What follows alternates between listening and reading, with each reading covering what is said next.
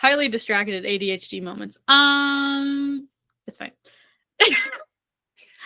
Remember one time I was like, I was talking to you like on high speed, basically. And then I just stopped and I'm like, I think I have ADHD. And you're like, no, really? I've never forgot that. I think that's so funny. We both have ADHD moments. Yeah. Because I'll do this thing where I'll be like, blah, blah, blah, and then I'll be like, squirrel moment. That actually happens during our episodes, actually, all the time. So maybe we just bring it out in each other. Yeah, but also, like, I've heard more things about ADHD recently, and I'm like, wait, that's me to a T. So I think I actually do have ADHD, but I'm just not diagnosed. But all of my problems are undiagnosed, so I'm just like, oh yeah, I have A, B, and C. Same. I have all the alphabet actually issues, and they're just not diagnosed. I think that could be that's accurate. Yeah, I don't want to go on medicine for all my problems. I'll be taking drugs left and right. Actually accurate. This is what we read. For real. No, because I don't know if I haven't really been stressed recently, but I haven't been like calm either. So I keep rereading stuff because I'm like, this is like helping me. This is why whenever I ask you if I should reread ACOTAR, your answer should be yes, because that is my help cry. Like, that's my SOS. Okay, this is reading between the lines. We're both emotionally unstable, but that's okay because we're doing it together. So go team. Anyways, welcome to Reading Between the Lines. Today we are talking about Bridgerton Season 2, which is probably Emma's top 3 seasons of any show, probably. I would say, I don't know, maybe it's your first one, I don't know. But top 3, I'd say for sure. If you haven't seen Bridgerton, you probably shouldn't listen to this, but you can if you want to. But we're definitely going to spoil Season 2 and things that also happen in Season 3 because they're revealed in Season 2. So we're going to talk about all that. But this is Emma's favorite, so she's going to go on tangents probably about it. Out of all the Bridgerton seasons, this was my least favorite, that's a controversial topic between Emma and I, but it's fine. It's fine. So that's what we're talking about today. I don't know. I can't even like really explain what happened. All I know is that it's the new season, so it's a new diamond, and this one was about Anthony, right? And Eloise was the one who was like doing the like. There's always the girls that do the like thing in front of the queen. It was Eloise, right? Or was that Season 3? No, it was Season 2. It was Eloise. Yeah. But this season was about Anthony. Yes. So but we also got a little bit of her story, which I would love to talk about. We also got a little bit of more of Benedict's story too in Season 2. Yeah. I feel like Season 2 was more well-rounded for the Bridgerton siblings. I would agree. Yeah. Well, because in Season 1, we literally only knew Daphne. Like, we didn't know much else. And we got a lot more backstory in Season 2, which I did appreciate the backstory. But, yeah. So this one was about Anthony, who is the eldest son. And he is the one who's taking over the house and whatever, blah, blah, blah, all that stuff. If you don't know who plays him, it's Jonathan Bailey. We love him. We love him. Speaking He's British and attractive, so I'm so excited for Wicked for Good. Oh, it's like less than 100 days. Are you actually counting down? No, but I follow Ariana Grande on Instagram and she's counting down. Oh, I'm excited too, but I'm nervous because because obviously it's a musical, so we know how it ends. But like, okay, I feel like I add things that weren't in the musical. Yeah, but I don't know how it ends because I've never seen it. But I've heard like some things, which I'm not going to call them spoilers because like that's my own doing. Like if I don't know it, I don't know it, right? Like I'm not going to be like, oh my God, why did people like spoil that?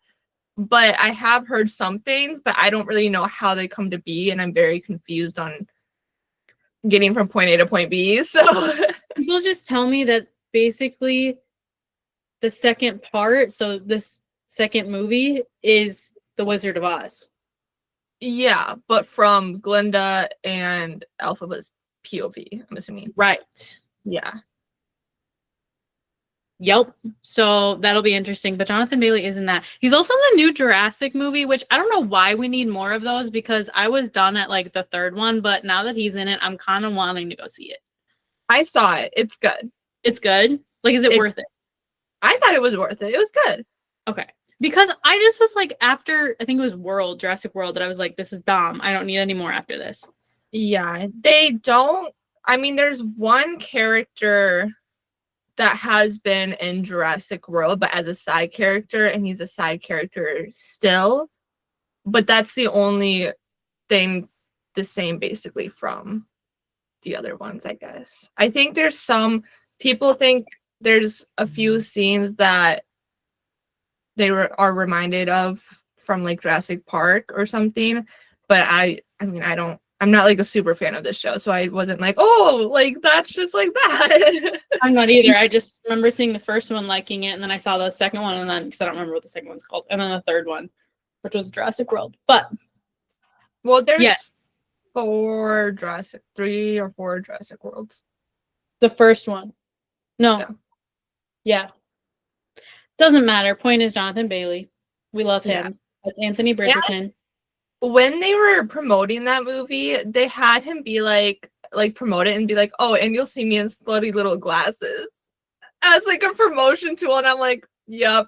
And then Wicked just did an ad for a glasses company or something, and all of them were like slutty little glasses. Yeah, I saw that. Good marketing, actually. Great marketing. Great. Yes, because that's how we get people to watch things. Yeah, so basically it's the first episode, if I'm remembering correctly, you meet the Shawarma sisters right away. That's their last name, right? Yeah, I think so. You meet them right away because they're coming to be a part of the season because they're Lady Danbury's guests, I think, right? Or are they the queens? No, they're Lady Dam. It's Danbury, right? Yes. It just sounds weird when I say it. Because we don't say it in a British accent. Oh, true. But they're her guests because their mom was from this place. Right. And they have that connection. I can't remember exactly what it was. I mean, I remember like the scandal and all the things, but we meet Kate when she's on her horse and Anthony's on his horse, and they like intercept with each other, and they start that's episode 1, right? Like that's at the end of episode 1, I think. Right? It's somewhere. It's somewhere in episode 1. I don't remember where. And but then they start bickering right away, and then that catches Anthony's attention. He's like, "Oh, a woman that wants to argue, love." But okay, I would just like to preface, I don't hate this season. The only reason I didn't like it is because I didn't like Anthony in season 1. And so then in season 2, I had that residual hate for him because I'm like, you're stupid. And he was still like caught up on that opera girl. And I was just like, you're so confused and you're kind of stupid. Like, I couldn't fall in love with him. And also, listen, I think that their dynamic is beautiful and amazing and we love it. But I don't like Kate. I didn't like her. I know it's controversial. I'm sorry. Yeah. Okay. So first, I didn't like Anthony in the first season either, just because he was kind of a dick. I'm not gonna lie. And then he was making dumb decisions. I'm just like, I don't even care. And also, he was bad to look at. I'm not kidding. Like the sideburns, I was like, they did him so dirty. They literally do this on purpose. They make them like when it's not their season, they make them look so ugly. But when it's their season, they're like top tier human being. No, because I was so grossed out by him, and now I'm like, oh my god, Jonathan Bailey. No, I know, because like he was so ugly, and now it's like, oh. And he got a haircut too, not just the sideburns gone, but like, a haircut does wonders. Point number 1, lesson number 1, guys. Haircut does wonders, says Emma. So if you want to be with Emma, make sure that you get your haircuts, okay? No sideburns. No sideburns, get haircuts. Okay, and then I wanted to say, I know you don't like Kate, but she might be my favorite character. Just because she is so independent and feisty. And I love that in a character. I mean, if you've listened to any previous episodes, like Nesta, Manon, like, you know, all of them, I'm like, yes, we love that. That is your vibe, yes. Which normally I like that too, but yeah. There was something about her that it was just like, it was the point where she was almost rude, and I didn't like that. I thought she was rude. Sometimes. I thought their banter was good though. Like I thought it was funny. Their banter was good. I would agree with that. But so let's first talk about, so they met each other when they were bantering and they were in the horses and whatever. And that's when you knew that Anthony first kind of was like interested in this chick. But he was also like, obviously the diamond is like a girl, but he was kind of like the bachelor of the season, because in the first ball, his mom was like, Anthony Bridgerton is available or whatever, which love that for her. I love Violet. Like that was top tier. But that's when everybody kind of went up to him and started talking to him, and he was like, not interested, because he was kind of still in the like, I just want to do what I have to for my household. I don't really want to get married. I'm not interested in marrying unless like for conventional reasons, blah, blah, blah. Which I love but hate, because I was like, dude, just get over yourself. Yes, but also it kind of shows, I mean, throughout the season, many things he does shows the maturity that he's got from season 1. Because season 1, he was challenging people to duels. He was with like this random woman, like randomly. He was just like left and right. You'd think he was on crack. It was not good. No, he was confused. Yeah, but I feel like season 2, he started to become grounded. And I think that was partially because that opera chick, can't remember her name, was basically like, you need to figure yourself out. Yeah. Like that was like his first like heartbreak. And so then I think that kind of was like, okay, that like helped him. Yes, it made him kind of stone cold, but like it helped him grow and realize like he was being a little stupid. Yeah. So that there's that. To be completely honest, I don't remember anything until then. Like, no, I don't remember anything. Okay. Well, Edwina, which is Kate's sister, becomes the diamond of the season, right? Oh yeah, that's right.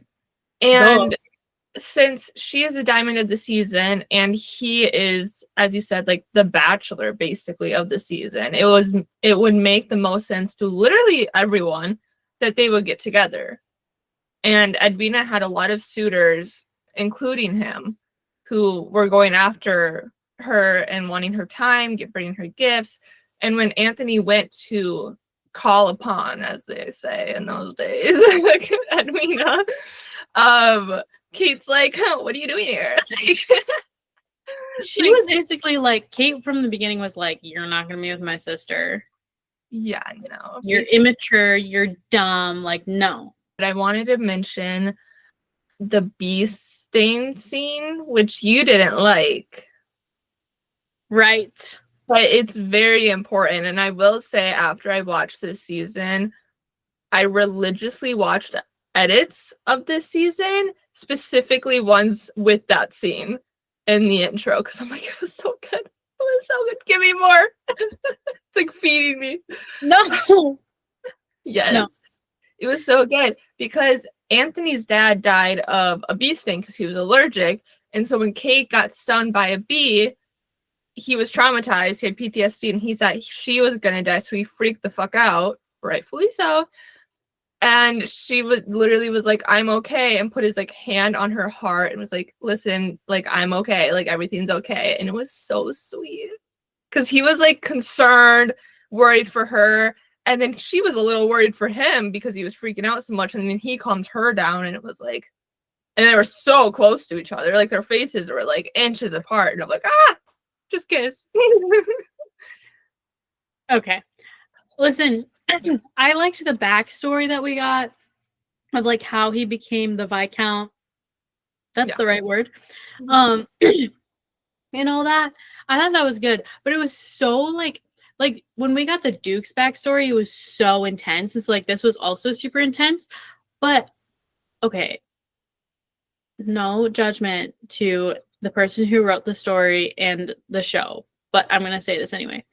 You could have found a better way for the guy to die. Like this is just like a little anticlimactic. Like he could have gotten stabbed. He could have gotten shot. Like he could have gotten like a terrible illness. But no, a little baby bee stung him and he died. Like that was the only thing that why I didn't like it. Like I understood the point of the trauma.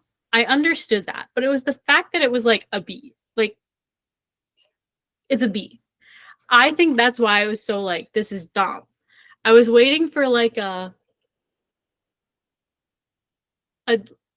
deeper injury or illness. You know? I can see. It was very cute how he how she like calmed him down. And yes, I was like, please kiss. I need that in my life. But it was just the fact that he freaked out was a little immature to me. But I know why, because he had trauma. Yeah. Anyways, I'll get off my soapbox now. But then that's when you kind of realize, I'm pretty sure, that the thing between them, it's not hatred, and it's not just infatuation. Like, it's a deeper level of connection. Yeah. And I think that's when they realize it for each other, too. Yeah, I could agree with that. Yeah. I just the whole time, okay, I said this last episode and I'll probably say it next episode too, but it stresses me out when they do things that they shouldn't be doing, and that was something that they should not be doing. Yeah. Like be alone in the garden or wherever they were. Like, what are you doing? You're gonna get in trouble. Things, so no, I know, we'll get to that later. But like secondhand embarrassment almost. What? Interesting. I'm sorry. I'll stop hating on that scene. I wouldn't say secondhand embarrassment for those moments. More just like concern that they're gonna get caught, but also loving that there's like this romantic tension that's happening. It's not that okay, maybe secondhand embarrassment was the wrong word. I just get like, I'm nervous that they're gonna get caught, but I'm also like, what is wrong with you? Like sorry. It makes me sound so bad. Oh gosh. Anyways, you get my point. I felt bad for her sister. I felt bad for Edwina at that point. Because I was like, I don't want her to get heartbroken. Which happened anyway. Anthony and Violet had dinner with Edwina and Kate's family. Oh yes. And their grandparents were there as well, and the grandparents were like hating on Edwina and Kate's mom because she had like this scandal that she got pregnant. Well, it was like by someone she really loved. It was Kate's dad. Yeah. And all these things. So like she didn't really see it as a scandal, especially since she got Kate out of it, but like the parents did, and that's why she left. And so they have this turmoil from the past, and they were kind of, I don't remember exactly what they were saying, but they were really hating on her and her choices and stuff. And the way that Anthony just steps in right away, first time meeting them, and he defends them, I was like, yes, 100% yes. And I feel like one of the main reasons he did that was because of Kate. Like, yes. Yeah.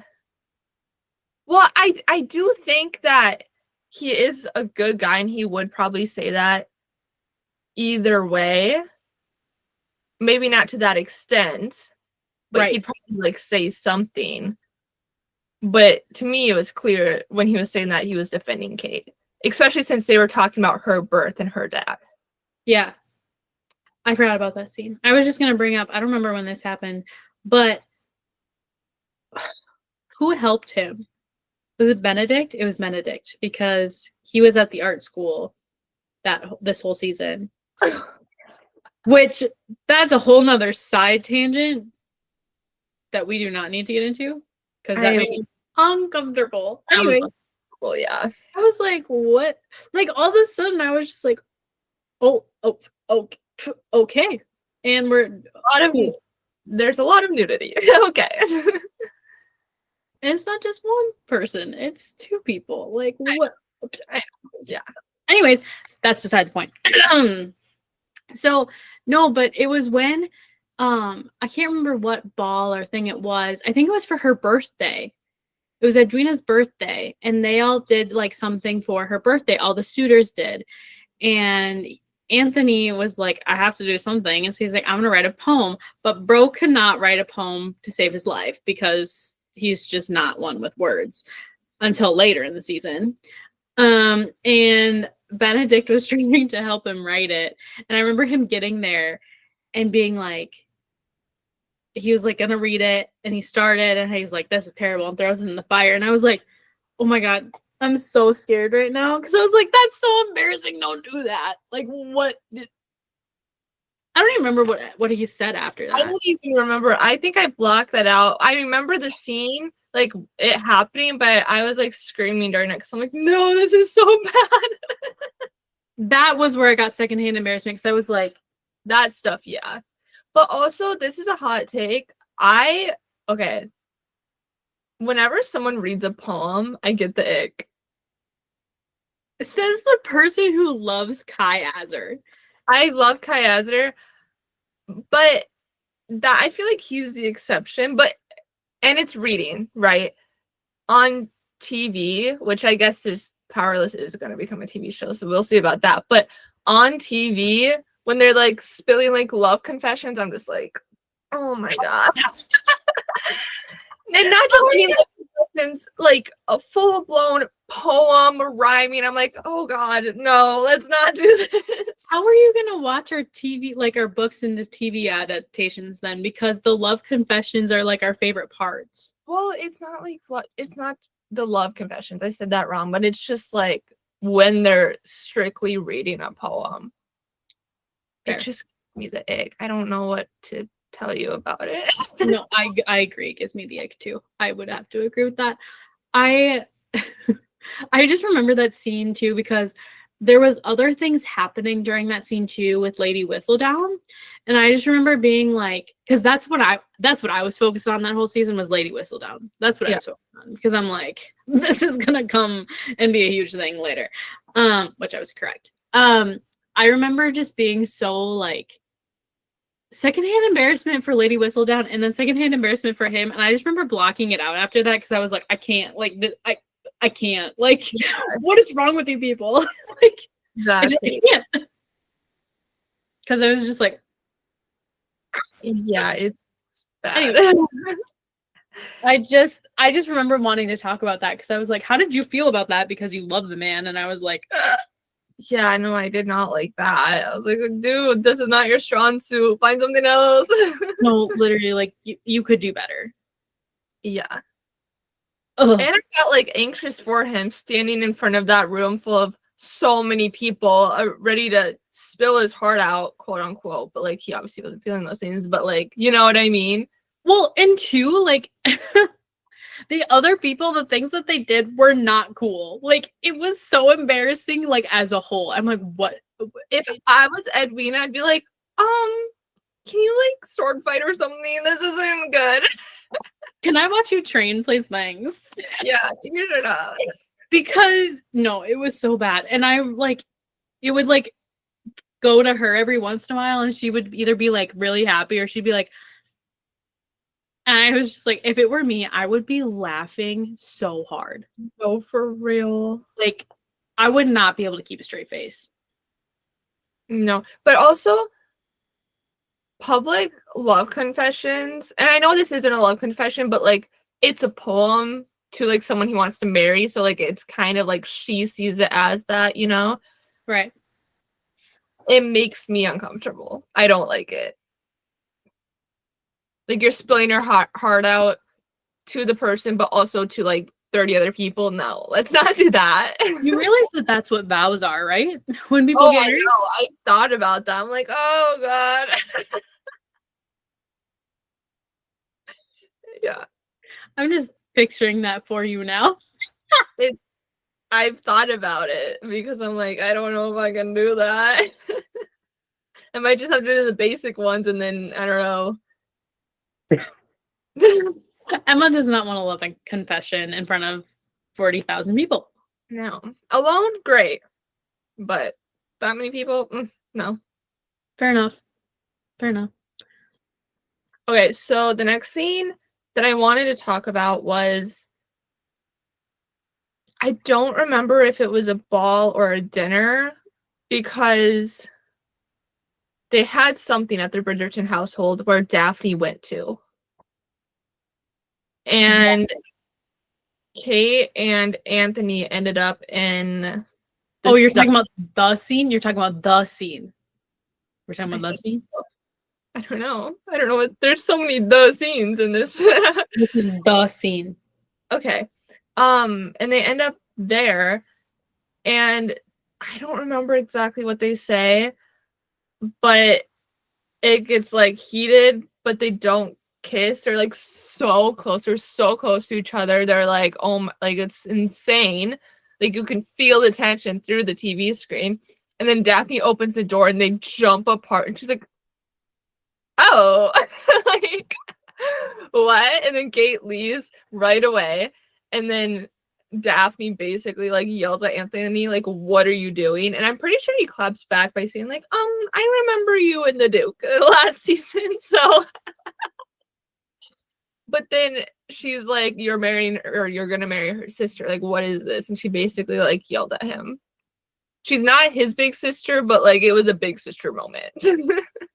The next morning, he decides to propose to Edwina right as she's getting in the carriage.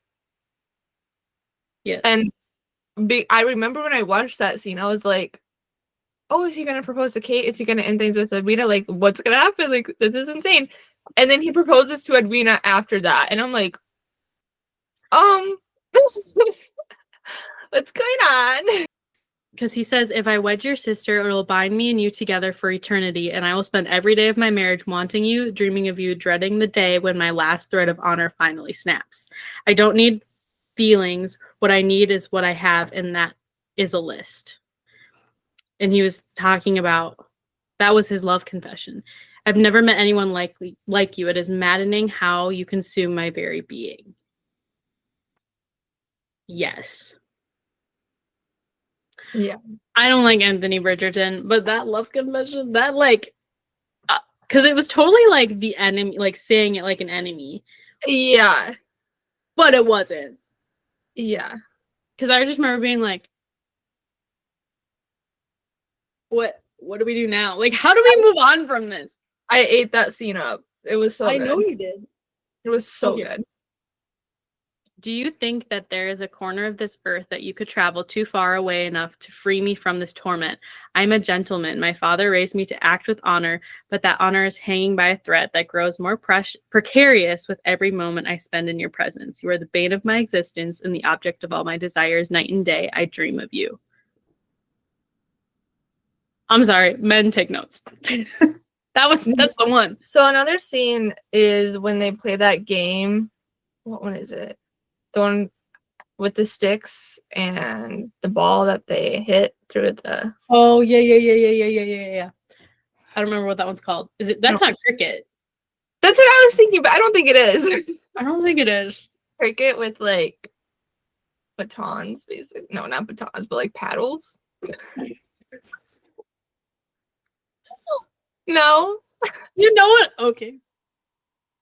A baton is what the cheerleaders throw.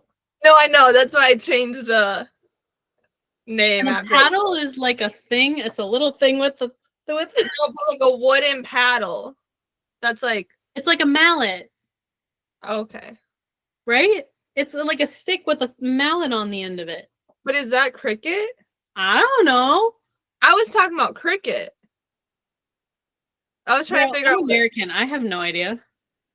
Anyways, they played that, and Wait, pause. Somebody's gonna listen to this and correct us, and they're gonna be like, "Y'all are stupid and uncultured." Americans. Like, you stupid people. They're literally gonna come and be like, "It's actually this." I'm sorry, Glenda. Okay, I don't. I watch football. Gosh. Anyways, continue. Yeah, and F1. And F1.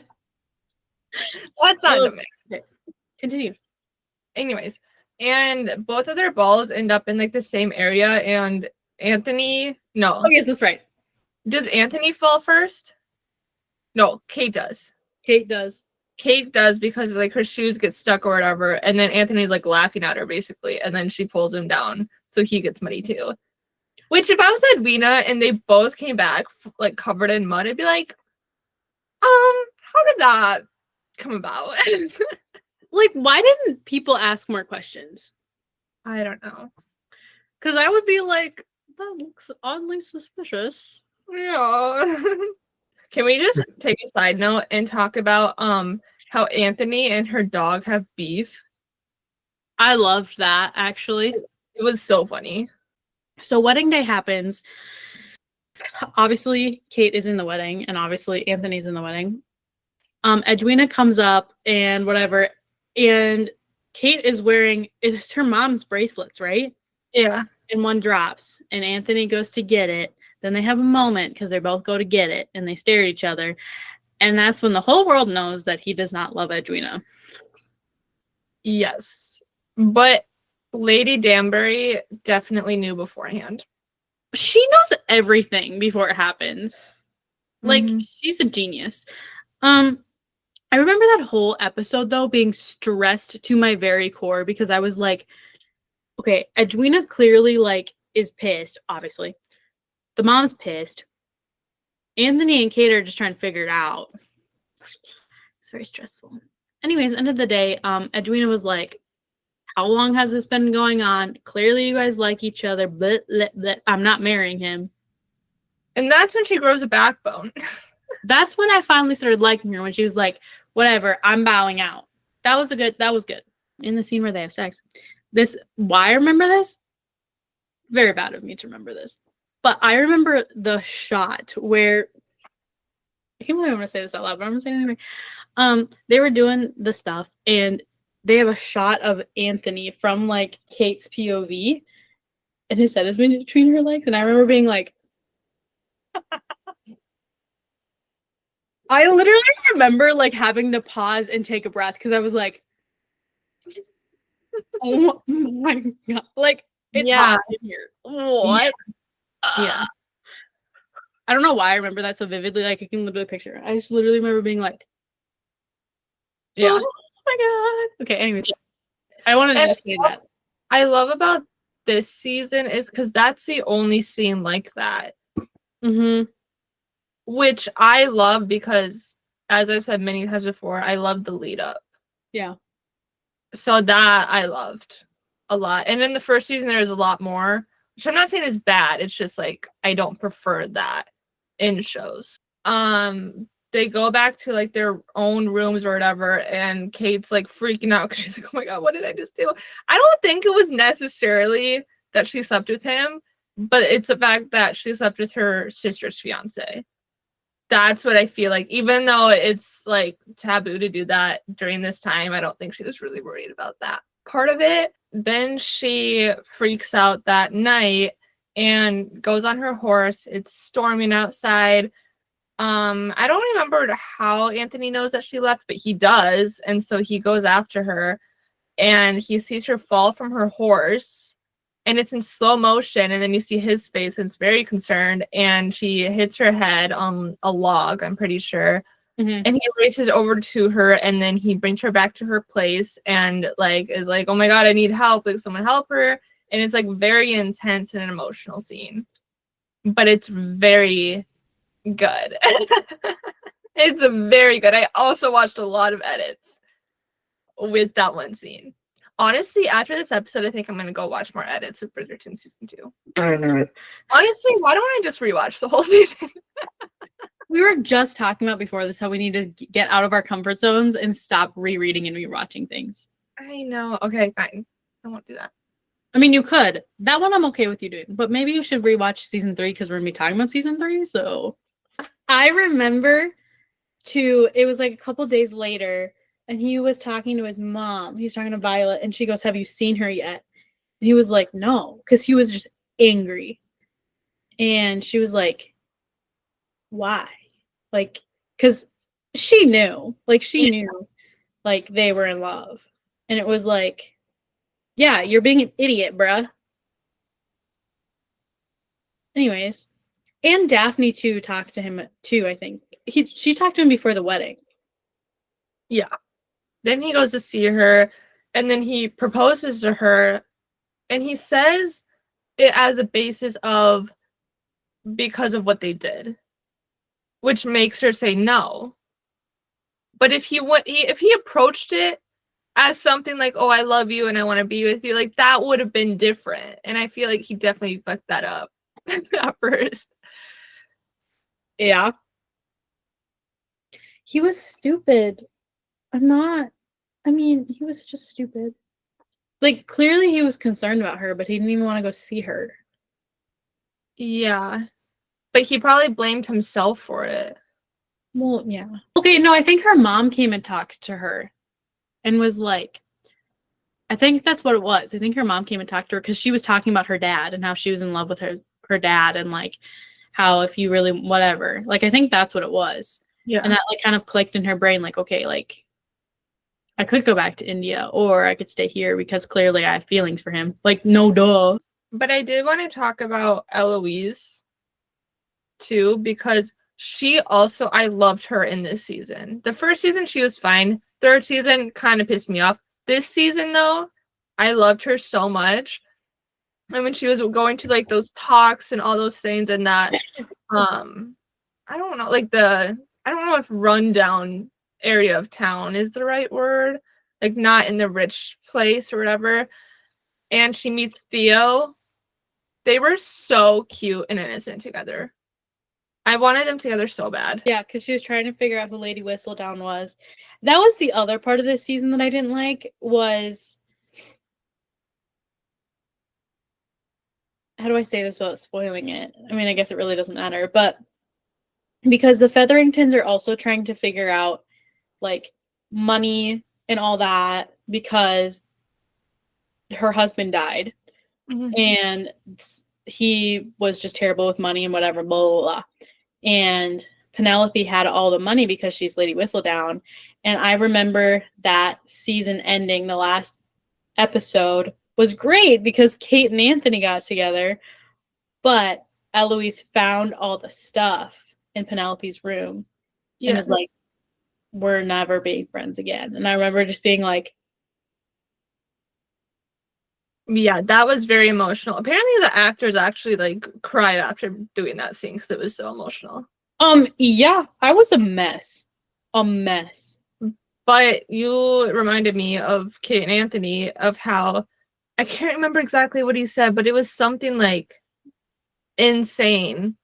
Like another love confession that Anthony says to Kate behind the bushes when there was like fireworks going on and stuff, because it was after they had their last dance, because she's like, "Oh, I think you might have to help me stand up and dance because like my head like wound and stuff." And everyone kind of was not hating on them, but they knew like the scandal that happened. Yeah. So, and then he was like, "Just eyes on me." And they did the dance, and then he did like the whole, they both did like a little cute love confession. It was so cute. You being like, what is with you with the like eyes here, eyes on me? Like what It's so good. I don't understand why you don't like it. I have a thought that's Okay. unhinged. Okay. But I don't know if I want to say it out loud. Okay.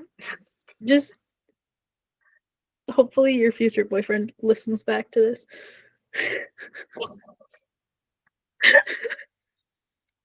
What? I didn't say that. I really don't know where you're going with this. So Emma. I mean, I have an Let's go idea. back. Let's go back to the moment between Anthony and Kate when they're outside. Okay, that's what I was thinking you were gonna say. Yeah, we got it. Eyes here. Anyways. Yeah. I'm just helping you help your future person. You're welcome. Thank you. Yeah. Try to make it the best for you. Anyways. Oh, okay. No. What is with okay, I get it, but I don't get it. I don't remember that scene. I remember them dancing. I don't remember him saying that. Oh yeah. I don't remember that. I just remember being so nervous that Eloise was gonna find Penelope's stuff, and remember being like so sad with how it ended. I remember being so mad at you. Because I was like, I can't believe you made me watch this. Like, they're not gonna be friends. Like, this is terrible.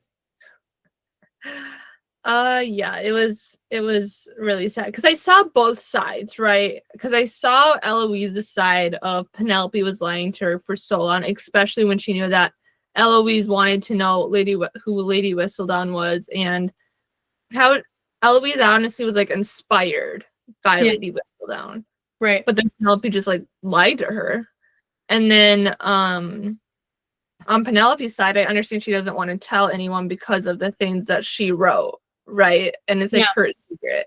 And women aren't supposed to be like writers. But also it's Eloise, and Eloise literally went to a meeting about women's rights, I'm pretty sure. So it's like this is why I liked season 3 so much. Yeah. Too. And also, okay. Also, season 2 stressed me out with Benedict and the person that he was with, or the people that he like. I was stressed, but I'm excited for his season 4, because I feel like how Anthony was this season, I feel like Benedict's gonna be more grounded that season, and it'll be more serious. It won't be like flaky, like crazy shit happening. It'll be like an actual relationship. Well, we already know who he's gonna be with. Have you seen the clips? Yeah. So we already know who he's gonna be with. Well, they're already books. No, I know, but I'm going into it blind. Okay, but this is what I was saying about the Wicked musical. Like, I understand that it would be spoilers for me, but I'm not gonna be mad that I get these spoilers because it was a book and then it was a musical. Like, if I don't know, that's on me. I wish that it was more mysterious so that we like it was more of a question mark of who they were going to end up with, but at the same time there's so much drama and how they get there that it's kind of okay. No, I'm fine with it, especially with a season like this. And it's like in books when there's dual POV, like you know who the MMC is going to be, but it's like the journey of how you got there that's interesting and intriguing. Fair enough. I can agree with you there. Would you rather have someone tell you that they burn for you, or that you're their bane of existence and objects of all their desires? Nope. Both. No, well, both. Probably I burn for you. Mine would be the bane of existence, objects of all desires. Yeah. I think that it's also rooted in the fact that of the characters, but I think I would also like that better. Yeah, but I love like a good banter. Like, I know there are people out there, and I know people like this, where if a guy is like rude to them, but not in that way, like joking around, like, you know, banter and stuff, they hate it. Like, they absolutely hate it. I love it. You live for that. Yeah. You really do. I would take that way too personally, and then I would like not be able to listen to the rest of the words. So yeah.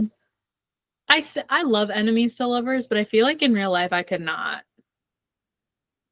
Yeah, I don't think I could, but also I don't know. So I feel like in real life we don't really have enemies though. No, it's more like strong dislike. Exactly. I could see it though in your life though, like somebody you strongly dislike ending up being like your person because you just bicker back and forth so much. Yeah, I could totally see it. Yeah. Totally could see it. Yeah. Because you are such a strong, like, independent person. I feel like you need somebody equally as strong and independent to counteract that. Yeah, I agree. So, anyways, this was Reading Between the Lines. Thank you so much for listening. Next episode, we're talking about season 3, which is my favorite. I'm very excited to talk about it. Hopefully, we don't get into an argument. I'm not gonna remember everything. You're gonna remember everything for that season, which would be hilarious. So stay tuned for that, and then we will be done talking about Bridgerton. We'll go back to books, we promise. We actually are having a few authors on, so look forward to that. There'll also be some giveaways. Check out our Instagram. You'll get to see that as well. Okay, that's all. Thanks for listening. Okay, bye.